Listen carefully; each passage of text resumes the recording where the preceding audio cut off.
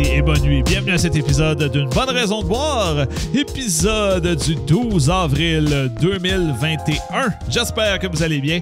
Moi, ça va très bien. Je sais pas si tu comprends à quel point, aïe aïe, je suis rendu tight à la date. Là. Ça fait 2 épisodes en ligne, pac, c'est la bonne date et tout va bien. J'espère que ça va bien. Moi, ça va très bien. On va lever le son un petit peu de ce micro-là. Yes, sir. Eh boy. Hey, là, je sais pas si tu le sens, je suis énervé. Là. Je suis vraiment énervé. C'est parce que là, on va parler d'une bière que j'adore. Ouais! De Hydrolet Style. Avant de commencer, aujourd'hui, on parle des quadruples belges, OK? Fait que là, on va me casser une patience sur tout, OK? Ça va être un épisode complètement déjanté et ça va lever les standards de la bière de microbrasserie, tu comprends? Les standards vont partir de là, puis ils vont faire comme...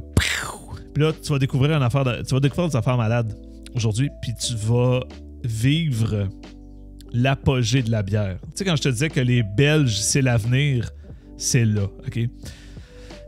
Reste. L'épisode, avant de commencer, l'épisode est une présentation de Rire à sa fin. Tu le vois là, tu le vois là, gars, moi ça le beau logo. Rire à sa fin, une entreprise de dégustation de bière et de saucisses. Et là, Rire à sa fin, pour vrai, là. Dans pas long, il va y avoir une histoire de dégustation de boîtes à distance que tu vas pouvoir aller chercher toi-même et manger ça à la maison avec comme ta blonde ou ça va te faire des lunchs, peu importe. Ça va être malade, là. Ça sera pas si cher, ça va être hot, là. Reste à l'affût, OK? Donc, la page que c'est passé sur Instagram, là, Rire à sa fin, là, c'est-tu là? C'est là. Ouais, c'est ça, c'est là. Suis ça, parce que ça va s'en venir, là. OK? Des boîtes de dégustation autonomes à la maison. Ça va être génial. Reste à l'écoute, ça va être écœurant. OK? Ça va être écœurant. Je n'en dis pas plus. www.rireasafin.com si tu vas faire une soumission pour après la pandémie, mais il y a ça qui s'en vient.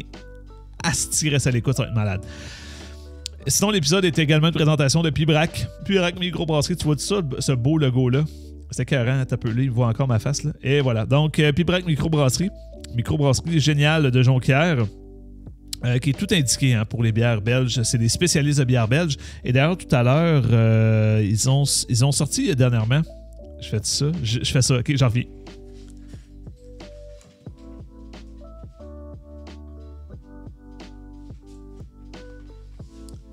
Ils ont sorti une Pils. Une bière de type Pilsner.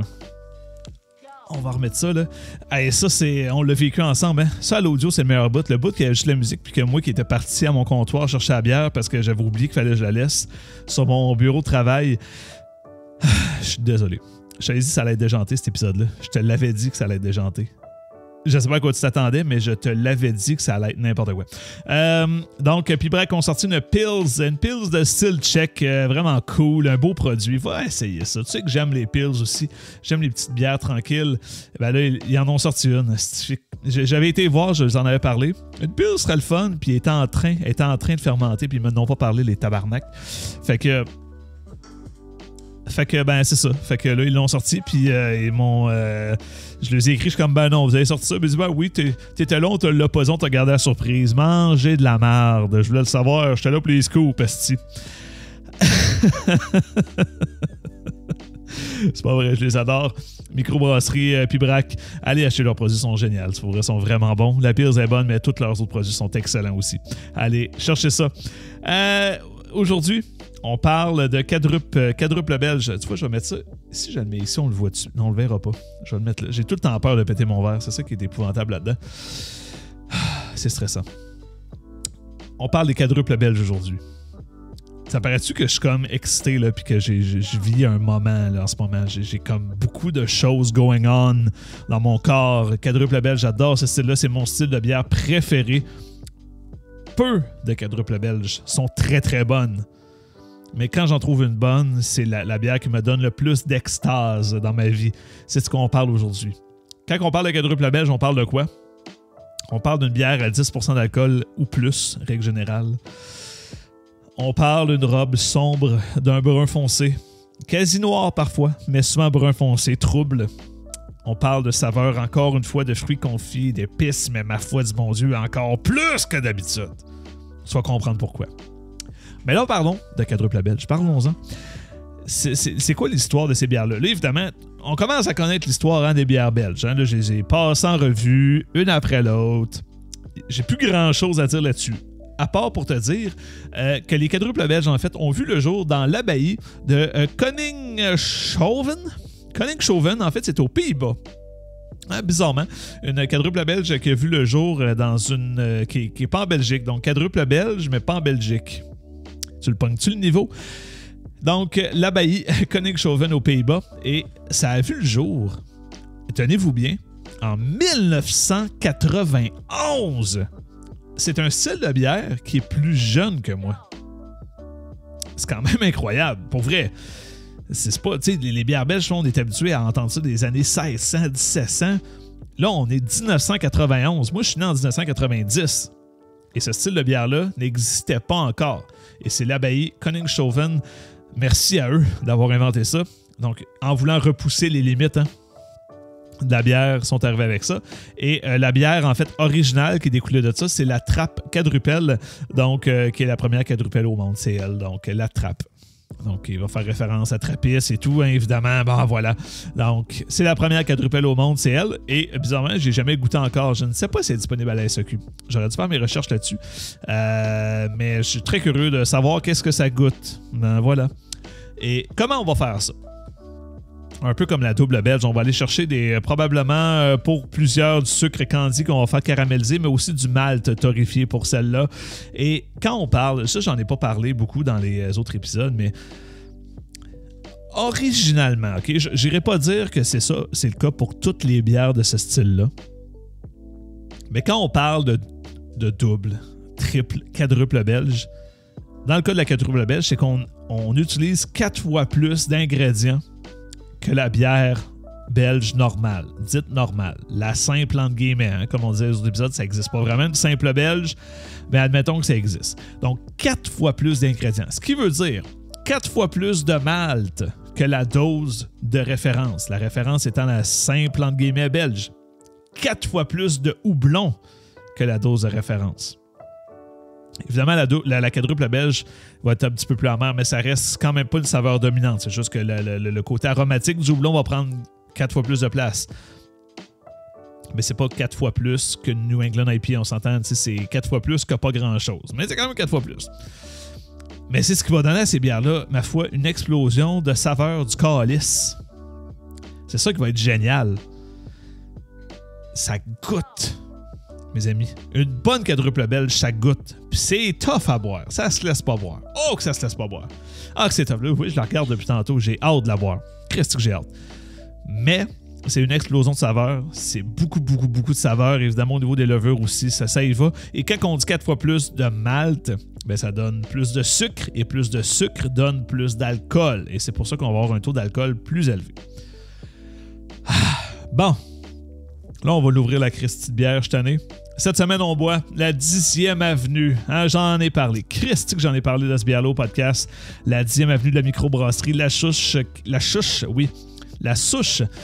qui est définitivement ma bière préférée de tous les temps. Encore à ce jour, bien hâte de voir si une bière saura battre cet exploit.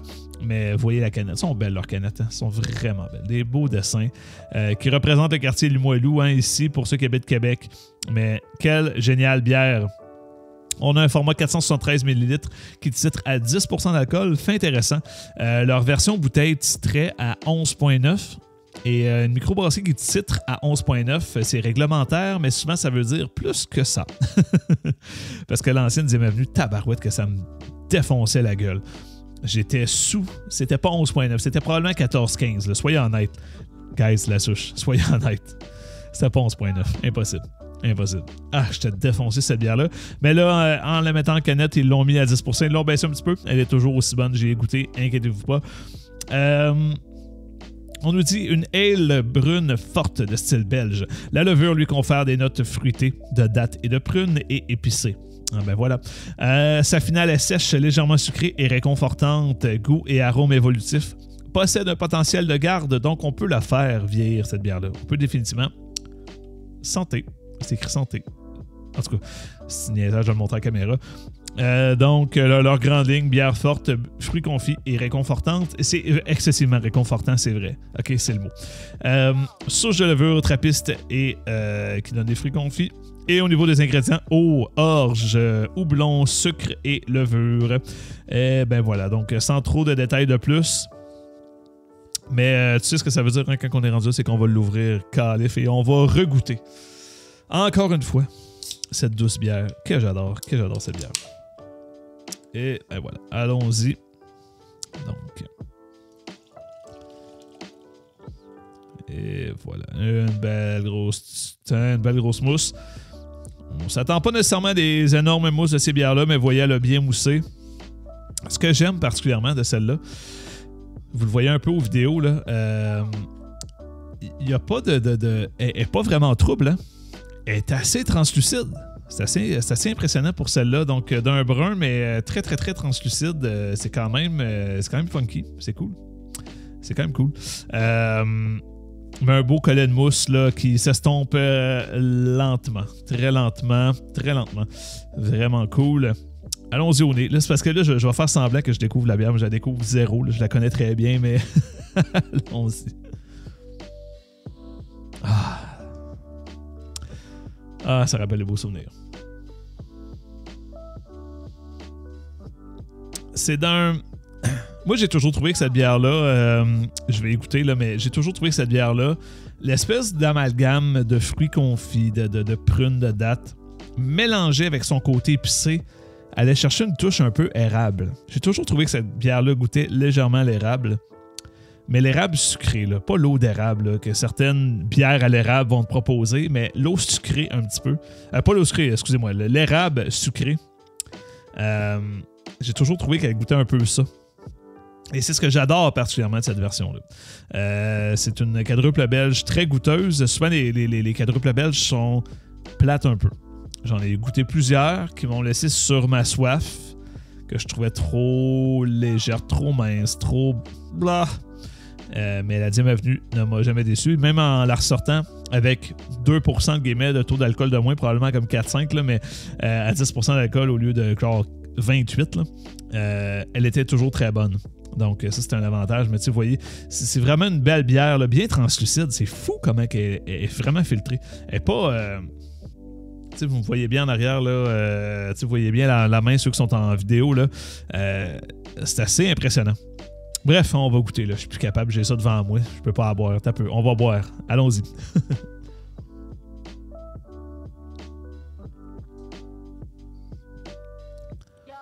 Ah, quel nectar du calice. Que dire? Ah, c'est sucré. C'est sucré, là. Tu t'attends une bière plus tough à boire que ta Pilsner. On s'entend, là. J'adore les Pilsner, mais ça, c'est plus raide un peu. Mais c'est d'une belle rondeur. Ah, c'est d'une belle rondeur, légèrement crémeuse. Légèrement crémeuse.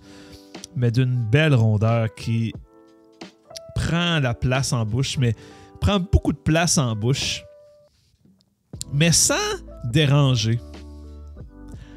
Tu sais, il y a de ces gens qui arrivent dans un party, qui parlent à tout le monde, mais que tout le monde les aime. Personne n'est comme, hey, fucking gossant, cette personne-là. Il y a des gens comme ça. Ben, la 10e avenue, c'est exactement ça. C'est une bière qui parle à tout le monde, qui se place bien, qui prend sa place, mais pas too much. Pas en être gossant. Et tout le monde est comme, hey, fucking nice bière. Right? Quelle comparaison. Chaque épisode est une comparaison de plus à mon dictionnaire de comparaison.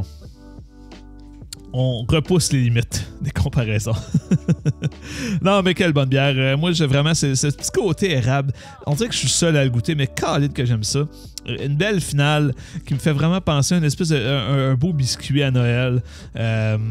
Avec des dattes. C'est vraiment... Je trouve que les dattes ressortent vraiment bien. Souvent, on peut goûter aussi les figues hein, dans ce type de bière-là. Et effectivement, ça ressort un petit peu dans cette version de la souche, mais c'est souvent quelque chose qu'on va goûter. Qu'on va goûter, en fait, dans les quadruples belges. Allez, on va reboire, hein, sérieux.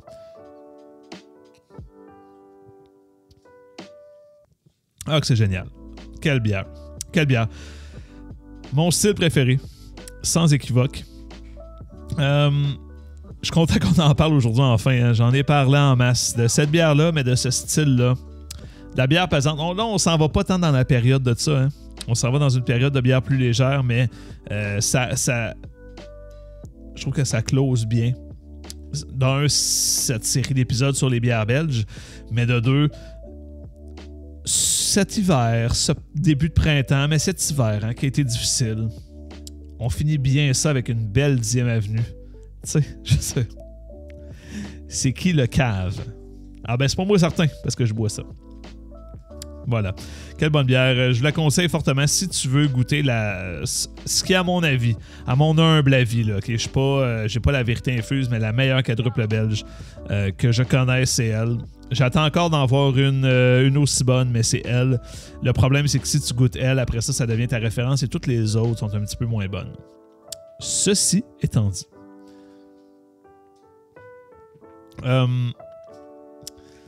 j'ai des suggestions. J'ai pas beaucoup de suggestions. Okay, on va être franc. Mais j'ai des suggestions. J'ai 2 suggestions. Si tu aimes ce style-là ou que tu vas en découvrir plus, je te conseille, je vais dire 4 bières, ok, mais j'avais parlé en fait de micro Charlevoix avec l'Esprit de Dragon. Si tu vois ça, très bonne quadruple belge. Elle est plus épicée un peu, mais c'est vraiment le fun. Mais j'avais parlé hein, l'autre fois de leur quadruple hivernale que j'avais goûté au bateau de nuit dans un bar qui n'avait pas embouteillé. Puis Christ de calice, faut embouteiller ça. C'est tellement bon. Tu peux pas arriver puis faire comme je fais une bonne bière, je ne l'embouteille pas. On veut y goûter. Je sais pas comment te le dire, mais faut y goûter à cette bière-là. On peut pas arriver puis commencer à dire tu sais, je m'énerve, mais Charlevoix, hein? Embouteiller la quadruple hivernale. C'est génial. C'est la seule bière que vraiment j'ai trouvé qui a compétitionné fortement avec la 10e avenue et d'un niveau là que... Et je serais curieux de faire un comparatif avec cette version-là à 10% d'alcool et non celle à 11,9. Parce que peut-être que celle de Charlevoix gagnerait pour vrai. Elle était tellement bonne. J'ai tellement aimé cette bière-là. Il faut l'embouteiller, guys. Je sais pas à quel point il faut que je fasse piquer mon micro pour qu'on comprenne l'histoire, là, mais il faut que ça arrive. Mais j'espère en voir d'autres quadruple belges qui vont compétitionner. J'aime tellement ce style, mais c'est un style très niché. J'en conviens. Sinon, ben, l'autre suggestion que j'ai, qui en est une asti fucking excellente aussi, par contre, la Rigor Mortis de Dieu du ciel. Yo! Right? La Rigor Mortis de Dieu du ciel est un petit peu plus... excusez-moi, disponible à certains moments de l'année. Mais c'en est une qui est vraiment pas piquée des verres, mais surtout un Christy de bon rapport qualité-prix. Comme tous les produits du Dieu du ciel, c'est une des meilleures brasseries au Québec. Je l'ai déjà dit, je le répète. Quelle bonne brasserie. La Rigor Mortis n'en fait pas exception. C'est une très bonne bière. Elle est géniale, tellement bonne. C'est vraiment facile de se contenter, entre guillemets, de cette bière-là, mais tu sais, contenter, entre guillemets, parce que si qu'on l'apprécie. Et elle vieillit bien. Donc, un petit 6 mois, 1 an dans le corps, là, elle pogne une coche en estime, mon chum, moi te le dire, c'est en tabarnak! Voilà. Parlons de la microbrasserie La Souche. La Souche, en fait, en 2017, c'est une brasserie assez jeune quand même, hein? Une brasserie de la région de Québec. Donc, en 2017, elle va s'installer, elle va s'enraciner. La Souche, t'as pas dessus? S'enraciner à Stoneham. Donc, juste au nord de Québec, pas tellement loin, à peu près à 20 minutes de Québec. C'est assez proche. Et maintenant, c'est une brasserie qui a vraiment pris beaucoup de galons et qui, à Stoneham, là, ils ont 2 brasseries. Une à Stoneham et une à Limoilou. Et la brasserie de Stoneham, en fait, va faire une production annuelle de 6000 hectolitres qui permet qui fait en sorte qu'on retrouve les produits un peu partout dans la province. Donc, une grosse production pour leurs produits réguliers. Et à Limoilou, plus petit local, vraiment, mais beaucoup plus urbain. Très cool, j'adore cet endroit-là. Je vais souvent à la version Limoilou parce que c'est beaucoup plus proche de chez nous, là, évidemment. Je vais quand même souvent, c'est vraiment hot. Mais eux vont avoir 1000 hectolitres et qui va beaucoup plus servir un espace, ce qu'eux disent, et je vais le lire, là, espace création brassicole expérimentale, limité et unique. Donc, maintenant, beaucoup, on voit la souche avec leurs canettes très uniformes, blanches et vertes, avec les arbres et qui font juste coller un tag dessus. Ben, c'est beaucoup ces séries-là, finalement, qui vont sortir de là. Et des affaires vraiment cool. J'ai goûté des trucs vraiment cool qui sortaient de là. Good job, très hot. Et à cette brasserie-là, ben, on nous dit que c'est des équipements 100% québécois. Mais pourquoi pas? Très hot. Et là, j'ai lu sur leur site qu'il y avait une cabane à sucre, La Souche. Donc, ils sont là-dessus. Elle existerait déjà. J'ai trouvé aucune information sur Internet. J'ai essayé de leur écrire, mais là, j'étais trop short, fait que j'ai pas eu de réponse, mais c'était à moi de pas les écrire à 6h un vendredi soir. Là. Mais je suppose que c'est à Stoneham. Je suppose que c'est dans la même bâtisse que leur brasserie de Stoneham. C'est ma supposition, parce qu'ils sont vraiment dans le bois, là. Fait que ça se pourrait. Mais sinon, ils ont un projet de ruche, de jardin et d'avoir leur propre houblonnière. Saint-Calice, ils sont rendus loin, mais j'adore ça. Des compagnies qui ont de la vision, qui veulent tout faire. Moi, j'adore ça, je respecte ça. Good job, La Souche. Leur vision, ben, c'est de brasser en l'honneur de leur environnement. Hein. Ils vont dire que leur bière raconte leur communauté, leur territoire et leur histoire. C'est pourquoi vous allez trouver en fait beaucoup de bières qui racontent soit Stoneham ou Limoilou. Ils sont très, très, très ancrés dans leur milieu. Il y a justement la 10e Avenue hein, qui va beaucoup faire l'éloge de Limoilou, mais la Canardière aussi, qui est une double IPA géniale aussi, très bonne. Le fameux boulevard, le fameux boulevard Canardière à Québec, là, je pense que c'est un incontournable quartier particulier. on va dire ça de même, mais qui est génial. Mais aussi beaucoup de références à Stoneham. Vraiment une belle brasserie. Leurs visuels sont à se jeter à terre. Je parle souvent des étiquettes, là. Les leurs saintes calices qui sont beaux. Génial. Malade. Puis tu sais, quand tu as une bière comme celle-là en plus, à quel point tu veux pas perdre, mettons.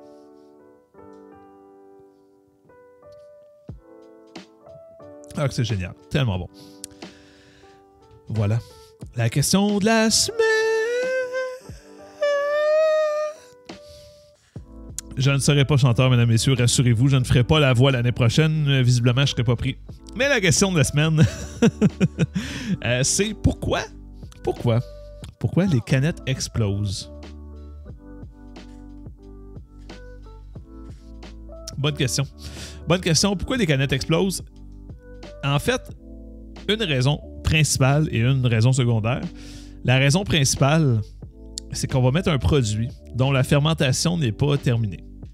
Donc, ce que ça va faire, c'est que la fermentation va continuer dans la canette et à force qu'on fermente, ben, ça va créer du CO2. Et à force qu'on crée du CO2, ben, si on prend la canette, là, si on prend ici, la canette là, est hermétique. Là. Fait que le CO2 va s'accumuler, puis à un moment donné, pow! Ça va exploser. On voit ça beaucoup hein, avec les fameux brew juice. Tu sais, les bières que je respecte. Là. Parce qu'ils vont mettre de la purée de fruits dedans. La purée de fruits n'est pas fermentée.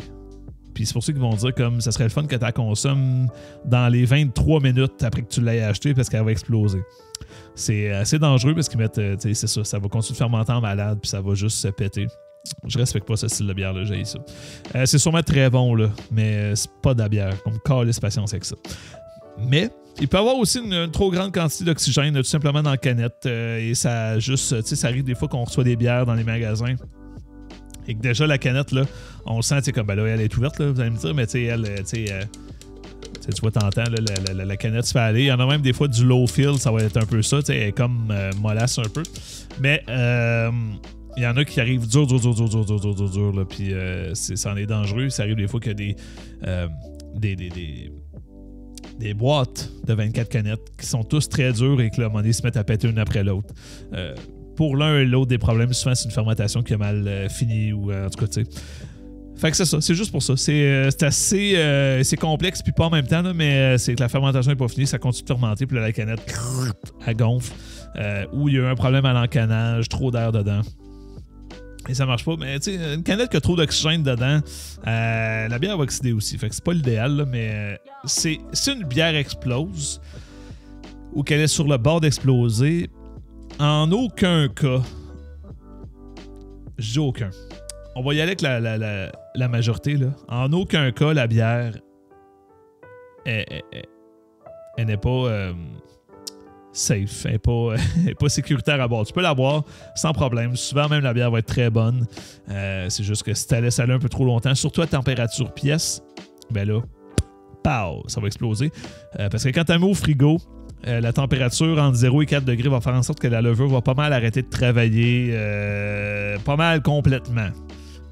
Pas à 100%, là, mais si elle explose dans ton frigo, là, ça va se la laisser un peu trop longtemps. À moins que ce soit un esti Blue Juice, un esti niaisage, là, mais sinon, sinon ça va. Hey, ben on est rendu à la bonne raison de voir. Calif, ça va-tu vite ce show-là? Ça c'était écœurant, tu sais, quand on est en bonne compagnie de bonne bière. Ça va vite en crif. La bonne raison de voir cette semaine, ça sera pas aussi le bordélique que la semaine passée. La semaine passée, je vous ai laissé avec un fret un peu. Hein? C'était pas cool. Mais j'étais pas content la semaine passée. J'étais vraiment pas content. Puis comme de fait, cette semaine, j'ai comme filé bizarre. Si je suis tanné de la pandémie. Qu'est-ce que je suis tanné? Pas tanné des mesures. Puis de tout. Je comprends pourquoi on fait, là. C'est correct, là. Mais si je suis tanné. J'ai hâte là, que ça soit fini. Un peu tanné. Hein? Certaines mesures qui font aucun crise de sens, là. On en a parlé un peu, là. Mais il y a des affaires qui font pas de sens, là. Puis la semaine passée, je pense que je n'avais pas parlé rapidement. Là. Il avait fait une conférence pour dire que Québec retournait en zone rouge et tout. Et le lendemain, il y a eu d'autres mesures qui sont embarquées, mais ils n'ont pas parlé en conférence de presse. Comme s'ils ne voulaient pas se faire challenger. Va chier, honnêtement. Là, rendu là, sois upfront puis assume tes assises d'affaires qui n'ont pas de crise de sens. Mais on peut-tu arrêter de jouer au yo-yo aussi? Là, je chialais bien envers ceux qui respectaient pas ça. Mais on peut-tu arrêter de jouer à l'hostie de yo-yo et juste assumer? Hein? Entre la deuxième et la troisième vague, il n'y aurait jamais dû avoir de lousse. Ça, c'est mon avis. Bon. Bonne raison de voir cette semaine, si le temps file, là, mais les allergies. Fais-tu les allergies au pollen, toi? L'enfer. Moi, là, depuis 4-5 jours, là, il fait comme plus, un peu plus beau dehors. Là, je viens fou. Là, il a fallu que j'aille m'acheter des trucs allergiques, là, c'est le Claritin, mais bon, version marque maison, parce que l'argent. Mais ça a fait du bien aujourd'hui, là, mais ça fait 2-3 jours, là, j'avais le goût de me tirer dans la tête. Aucun plaisir. C'était que j'ai ça. Je sais pas si c'était de même, là, mais ouais, c'est pas cool. C'est définitivement pas cool. C'est tout. Je sais pas quoi développer. Parce que j'ai oublié une affaire que je voulais dire. Je vais le dire là. Greg, salut Greg. Je te parle encore. Il y a un malentendu. Finalement, ta blonde vient pas de Charlevoix au Québec. C'est ce que je comprends. Il y a un malentendu. Je pensais qu'elle venait du Québec. Mais de la manière dont tu m'expliques ça, elle vient pas du tout de là. Il y a un malentendu, mais passe-lui le bonjour quand même. Mais tu m'as pas dit, par exemple, mon sacrement, mon calibine, mon putain de merde. Je sais pas comment t'insulter amicalement. Mais bon. Tu m'as pas dit, le COVID, ça se passe comment chez vous? C'est-tu plus lousse? Genre, je veux les détails. Au pire, écris-moi là en privé, mais je suis curieux d'avoir les détails. J'aime ça voir comment ça se passe dans d'autres pays. Puis là, t'es comme ma porte d'entrée à la Belgique, savoir comment ça se passe. Voilà, c'est tout. Je suis désolé de prendre du temps du podcast pour ça, mais parce qu'ils vont me le dire. Je vais pouvoir vous le transmettre, puis on va pouvoir débattre là-dessus. C'est génial. Allez, mesdames, messieurs, ça va être tout pour l'épisode de cette semaine. J'espère que vous avez apprécié. J'ai eu du fun. Le temps passe vite. Moi, je jaserais des heures de temps de même. Écoutez, on se parle la semaine prochaine. J'ai un épisode spécial. Rate pas ça. Ça va être funky. C'est tout ce que j'ai à dire. OK? Santé. Ciao. Bye bye, là.